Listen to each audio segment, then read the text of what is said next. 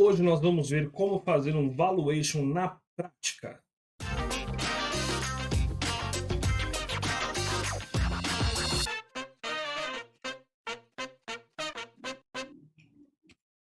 E aí, pessoal, tudo bem com vocês? Meu nome é Leonardo Zeidan, sejam muito bem-vindos ao meu canal. Bom, estamos chegando aqui ao final da nossa série sobre análise fundamentalista.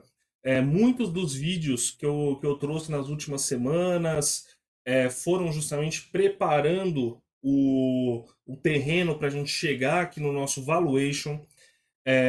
Não se esqueçam já deixa o like, se inscreve no canal para fortalecer o trabalho que a gente vem fazendo. E, bom, no vídeo de hoje a gente vai fazer um valuation aqui no Excel. Eu já deixei tudo pronto, a gente vai ver os cálculos, tudo certinho, como que foi feito.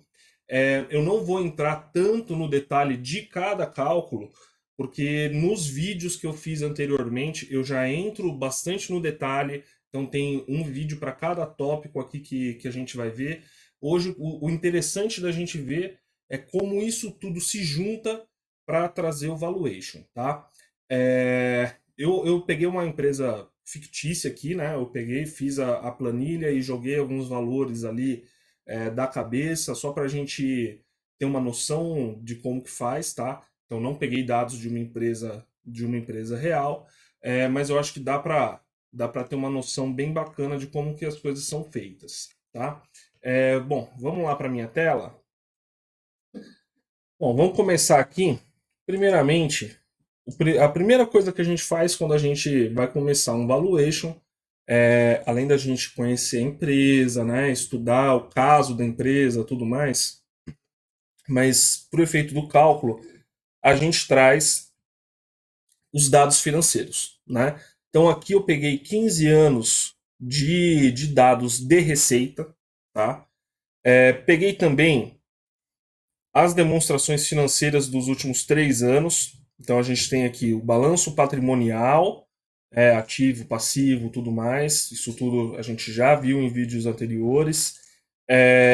A demonstração de resultados, tudo isso aqui para a gente ter dados para trabalhar. Então o primeiro passo é a gente fazer as nossas projeções. Esse é um dos passos mais importantes, tá? É o que dá mais trabalho, justamente por causa que você tem que pensar nas premissas que você vai utilizar, né? Então, muitas vezes, por exemplo, aqui eu só fiz uma projeção simples no Excel mesmo, peguei a receita aqui, fiz essa projeção só para a gente ter dados. Mas normalmente o que você faz? Você entende o case da empresa, pô, será que ela vai conseguir ter um market share maior? Será que ela vai ter vantagem competitiva? Será que ela vai conseguir crescer X%? Até quanto que ela consegue crescer?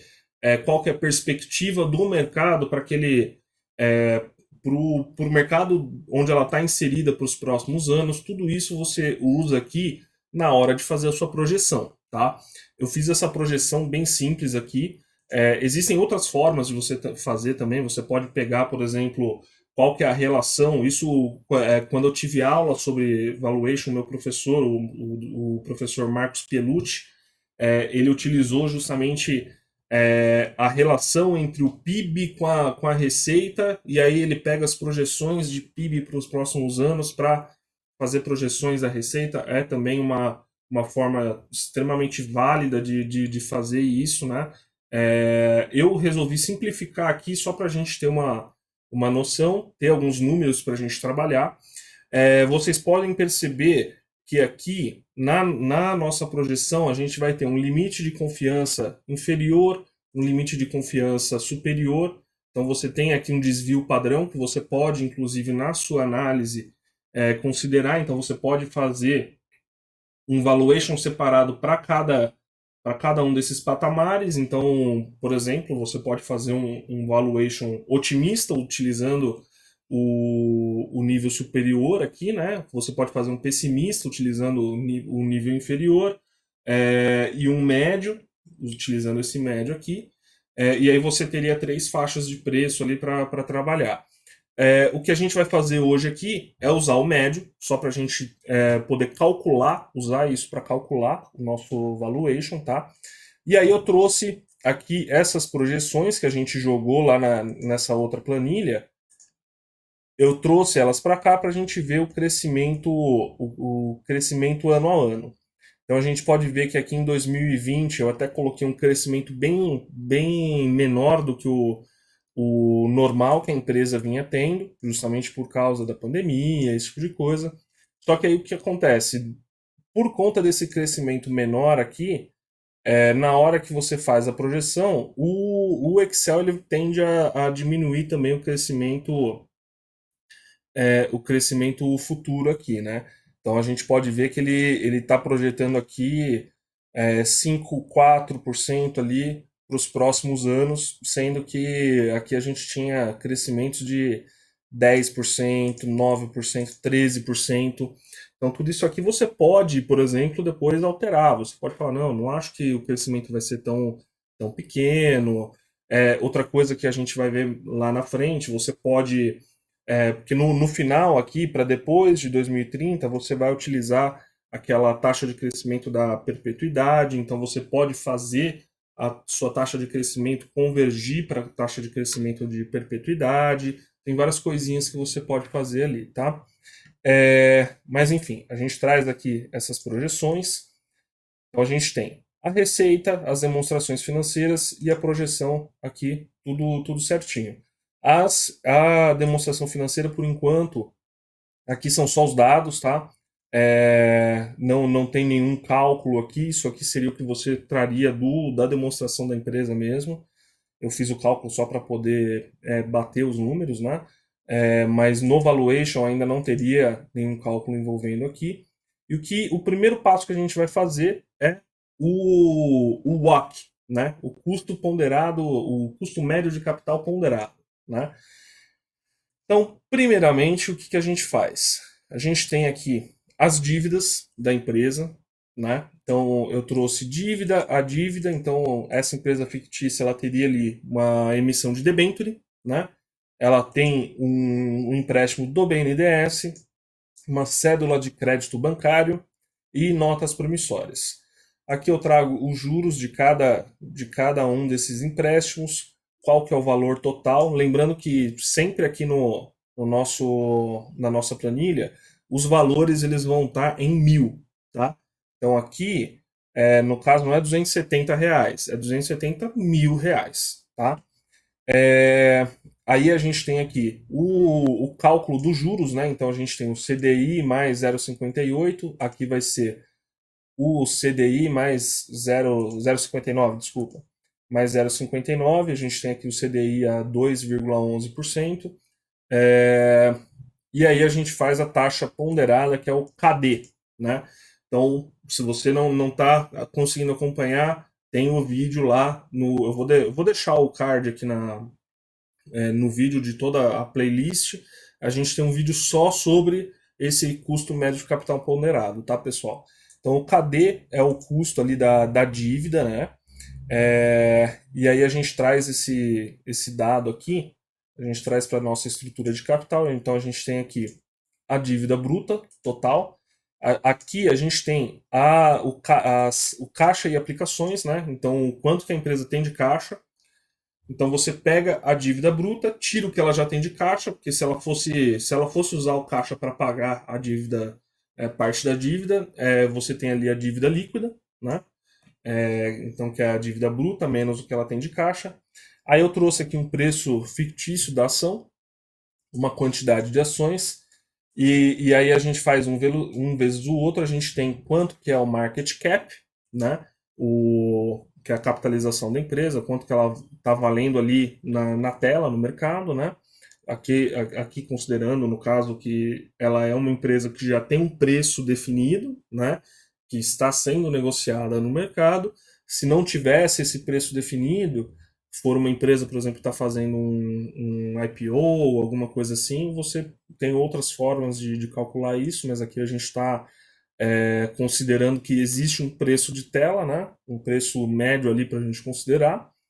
E o Enterprise Value é justamente o market cap mais a dívida líquida é o valor da empresa, né? Aí aqui a gente tem a proporção de dívida e de equity. Então a gente vê que a empresa ela é 94% equity, 5% dívida, uma relação ali. Assim, a gente não consegue analisar a relação se ela é boa ou ruim sem saber qual que é o caso da empresa aqui, se é uma empresa, sei lá, do ramo alimentício, do ramo farmacêutico, vários casos diferentes, né? Cada tipo de empresa vai ter um perfil de dívida diferente, né? Então a gente não consegue analisar, fazer um juízo de valor disso aqui, mas a gente tem as proporções. Aí aqui a gente vai fazer o custo do equity, o CAE, né? Então a gente tem aqui, primeiro a gente pega, então, primeiramente, lembram que no vídeo sobre custo médio de capital ponderado, nessa parte de CAE, a gente pode calcular o CAE tanto utilizando o beta de mercado da empresa, se for uma empresa que já tem negociação pra caramba, se for, sei lá, uma Petrobras, uma Vale da vida, que já tem anos de negociação, você consegue tirar ali um beta do mercado para ter noção. Você não precisa fazer toda essa parte de beta desalavancado, beta realavancado, você pode tirar o beta diretamente de lá. Mas aqui a gente está partindo do pressuposto que essa informação do beta não existe, né? Então o que a gente faz é pegar 5 concorrentes, pode ser menos, pode ser mais, aqui vai do seu juízo de valor, né? E do que disponível no mercado. Às vezes não adianta ser uma empresa nova, um ramo novo no mercado, como a gente viu a Pets, por exemplo. Aqui no Brasil a gente não tem concorrente para ela na bolsa, né? Para a gente pegar dados. A gente teria que pegar dados lá fora, né? Então a gente pega, para cada concorrente a gente pega o market cap, a dívida líquida, né? Quanto que tem de imposto de renda, o beta de cada uma dessas ações e faz o beta desalavancado, utilizando todo esse cálculo, né? Aí a gente faz a média dos betas desalavancados e aí a gente utiliza aqui no nosso caso. A gente pega esse beta desalavancado, pega a proporção dívida equity, né, que é aqui é, o B9 menos B10, né, esses dois aqui. Quanto que é o imposto que essa empresa vai pagar, aqui no caso a gente está considerando 27%, e a gente faz o beta realavancado. Então, o beta realavancado dessa empresa é 1,15. Aí aqui a gente pega vários dados, como a taxa livre de risco. Então, aqui, por exemplo, a gente está fazendo, para esse custo do equity aqui, a gente está fazendo aquele cálculo utilizando taxa livre de risco lá dos Estados Unidos, a gente está fazendo o CAE em dólar e depois trazendo para real. Novamente, eu já falei sobre isso lá no vídeo sobre custo médio de capital ponderado, que a gente poderia fazer diretamente em reais, a gente pode também fazer em dólar e depois converter isso para reais. Aqui no caso a gente está fazendo em dólar, tá? Então a gente pega a taxa livre de risco, que é 0,71% lá nos Estados Unidos, o prêmio de risco, né, do mercado, então é o quanto que o mercado exige a mais da taxa livre de risco, então 6,12. Esses dados, novamente, eu estou jogando eles aqui, mas você consegue esses dados na internet, tá? Não é tão difícil. Aqui o risco país, né, para a gente considerar. Aí a gente faz o cálculo do CAE em dólar, né? E depois a gente pega a inflação do Brasil e a inflação dos Estados Unidos para fazer essa proporção e trazer o CAE em reais. Então, o nosso custo do equity é 10,53. Então, ó, percebam, custo do equity 10,53, custo da dívida 3,64. Então a gente pega essas proporções. Então a dívida vai ser 5,36% aqui e o custo dela é 3,64 e o 94,63 do equity a um custo de 10,53. Então percebam aqui, que é aquilo que eu falei, muitas vezes é mais caro o custo do equity, né, do que o custo de dívida. Então, muitas vezes você vai olhar uma empresa e vai falar, pô, essa empresa poderia captar na bolsa, poderia fazer um monte de coisa para não precisar se alavancar, né, através de dívida, mas o custo do equity é maior. Então, muitas vezes ela está conseguindo ter um custo médio de capital ponderado menor fazendo dívidas, né? Então, lógico que de uma forma saudável, né? Então a gente tem aqui como o equity é 94%, né, do capital da empresa, da estrutura de capital, então a gente tem que ele vai puxar muito para o custo do equity, né? Então a gente vê que o custo médio de capital ponderado vai ser 10,11, tá? Então, fazendo todo esse cálculo aqui, a gente chega no custo médio de capital ponderado, e aí a gente já pode começar a ir para o fluxo de caixa descontado, que é uma das últimas etapas aí. Então aqui, deixa eu melhorar aqui para vocês, para poder enxergar aqui tudo certinho. Acho que tá bom assim, né? Então a gente tem aqui as nossas premissas, né? Para fazer as projeções. Então a gente traz os dados lá da nossa demonstração financeira de receita, EBIT, a porcentagem do EBIT, né? Ativos circulantes operacionais, passivo circulante operacional, necessidade de capital de giro, tudo isso a gente já viu anteriormente como que é esse cálculo, né? Então, por exemplo, a necessidade de capital de giro é justamente o ativo circulante operacional menos o passivo circulante operacional, né? E aí a gente tem a porcentagem do nosso capital a necessidade de capital de giro, né? A gente tem aqui quanto que é o imobilizado e intangível, qual que é a porcentagem, qual que é a relação que esse imobilizado tem, né? Na nossa receita, a depreciação, a porcentagem dessa depreciação, o EBIT, quanto que é o imposto de renda, tudo mais, quanto que foi o imposto de renda pago. Inclusive aqui, acabei de ver que a gente está usando 28, 29% e aqui eu tinha colocado 27, né? A gente pode mexer aqui, colocar um 28, vai. É, Mas enfim, tudo isso para a gente fazer a média, tá? A média desses valores. E aqui eu separei a média do utilizado, porque se a gente quiser, pô, eu quero testar casos diferentes, pô, o que, que acontece se a empresa tiver uma margem EBIT maior, menor, o que isso influencia no preço?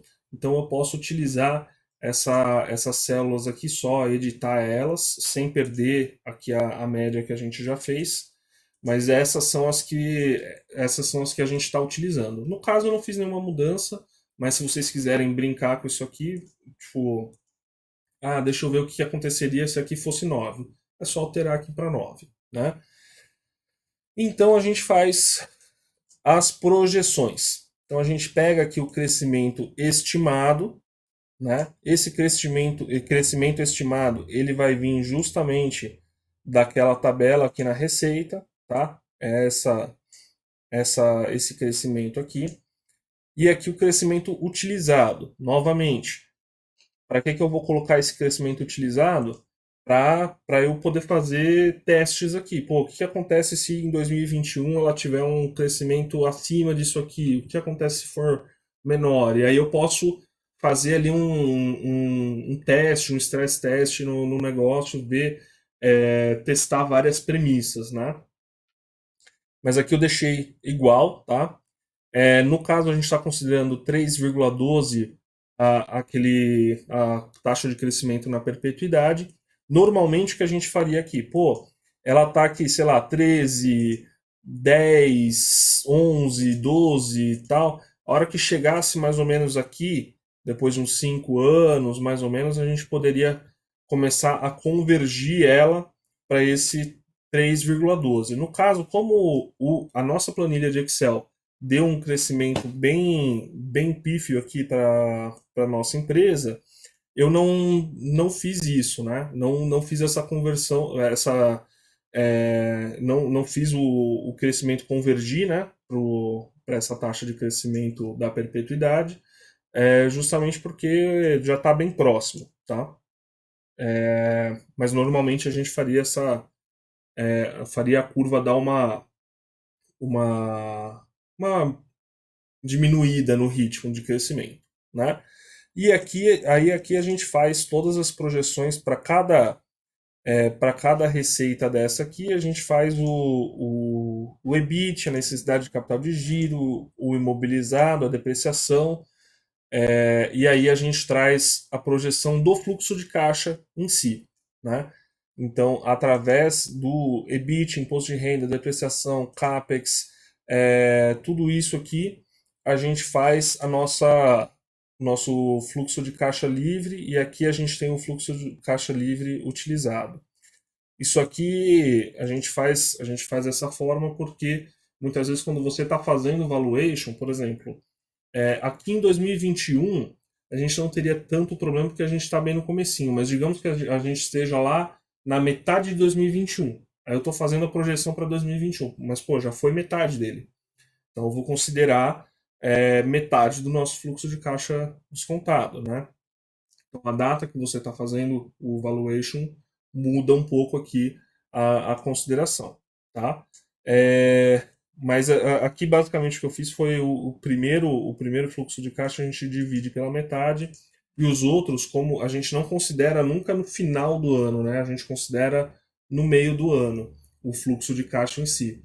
Então, o que acontece? Justamente porque esse fluxo de caixa não é que vai entrar o caixa toda vez de uma vez no final do ano.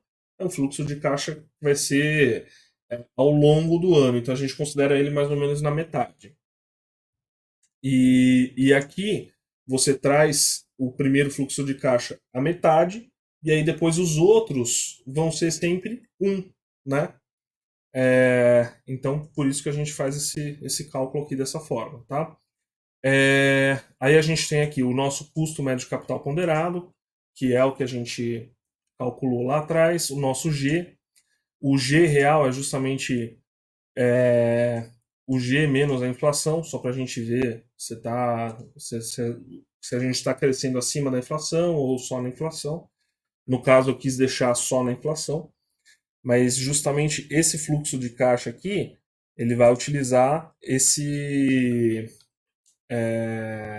aliás, o valor presente desse fluxo de caixa, a gente vai utilizar o WOC para calcular, né?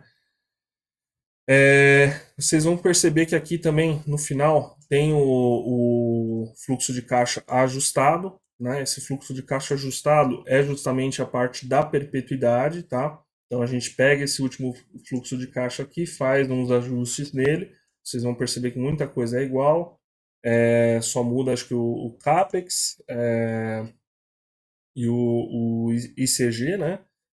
Para a gente ter o fluxo de caixa para fazer o cálculo da perpetuidade. Então a gente vê aqui que a gente fez o cálculo da perpetuidade, novamente tem vídeo disso tudo, tá, pessoal? Então a gente tem o cálculo aqui da perpetuidade, os períodos aqui que a gente vai utilizar para trazer esses fluxos de caixa, né? Aí a gente tem o valor presente, tá? E o valor presente da perpetuidade. Novamente, o valor presente é uma fórmula bem simples, tá? É simplesmente esse fluxo de caixa utilizado dividido por 1 mais o nosso custo médio de capital ponderado elevado ao período, tá? Então a gente faz tudo isso aqui. Novamente, esse período é justamente o que a gente conversou sobre considerar no meio, se você está na metade do ano, tudo isso, você também utiliza isso aqui para fazer a projeção, tá? Aí o valor presente da perpetuidade, o total do valor presente, então aqui a gente somando tudo isso, né? Aqui a gente traz novamente o valor presente da perpetuidade, soma os dois, que aí é o firm value, né? Quanto que é o valor daquela empresa para você naquele momento, a dívida líquida, né? Porque a gente vai tirar a dívida líquida do firm value para trazer o valor justo aos acionistas. Aí a gente pega esse valor justo, divide pela quantidade de ações e a gente tem qual que é o valor justo da ação, tá? Então a gente pode ver aqui que a empresa tem um valor justo de 16,32 pelas nossas premissas, né? E ela tem o preço atual de tela de R$ 11. Então, se você considerar, não, ó, eu já fiz vários cálculos, mexi nas premissas, fiz um monte de testes, e mesmo assim esse valor justo da ação ele continua sempre acima do preço atual, pode ser um caso de compra, tá? O que vai acontecer é o seguinte: dependendo das premissas que você está utilizando, isso aqui vai variar muito, tá, pessoal? O preço justo aqui da ação vai variar demais, de acordo com as premissas que você utiliza. Então, de acordo com essas premissas aqui da margem EBIT, da necessidade de capital de giro, do imobilizado, o crescimento, tudo isso vai alterar e muito o valor justo aqui da ação para você, tá? E aqui a gente tem o valor patrimonial, que nada mais é o patrimônio líquido dividido pela quantidade de ações. A gente é uma boa prática você utilizar isso aqui também, porque muitas vezes, inclusive, você pode achar empresas que estão sendo negociadas abaixo do seu valor patrimonial, tá? Muitas vezes você pode ter empresas ali que o patrimônio líquido dela, se você analisar bem a receita, e isso principalmente lá atrás, Peter Lynch falava muito sobre isso, né? Um dos modos que ele tinha de investir era justamente procurar diferenças entre o que as empresas estão considerando no valor patrimonial delas, para o que de fato realmente é. Então, às vezes, por exemplo, a empresa tem um imóvel e nesse imóvel ela está considerando o mesmo preço há, sei lá, 50 anos. Pô, esse imóvel já mudou de preço. Vamos fazer uma análise, ver se realmente esse imóvel, quanto que vale, e ver qual que seria realmente o valor patrimonial, para ver se está diferente do preço de tela. Então tem várias coisas que você pode utilizar aqui.